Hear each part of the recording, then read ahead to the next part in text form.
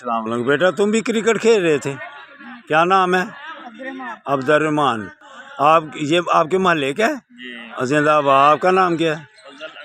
फजल अमीन। तो तुम्हारा छोटा भाई किधर है? मेरा छोटा भाई नहीं है, बहन है। वो बड़ा है, वो बड़ा है। हाँ, वो किधर है? वो चला गया इसका बड़ा भाई, वो दूर। इन्होंने दोनों ने कैच छोड़ दिए हैं।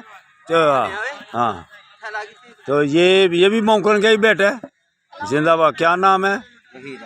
वहीद अहमद। ये सारे बेटे देखें, ये क्रिकेट खेल रहे हैं सारे। ये जो खेल रहा है ये कौन सा? इस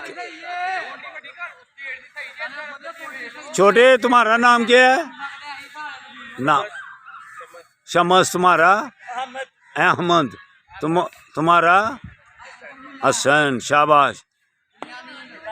बिलाल। आपका? अहमद।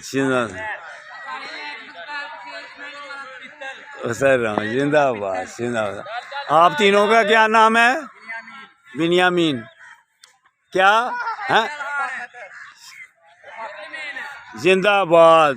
बेटो रोजाना वर्जिश लगाया करो और से सही रखनी है। तो आपका? जुबैर शाह। जिंदाबाद। तो वो बेटे अरशद, वो उनके बेटे हैं।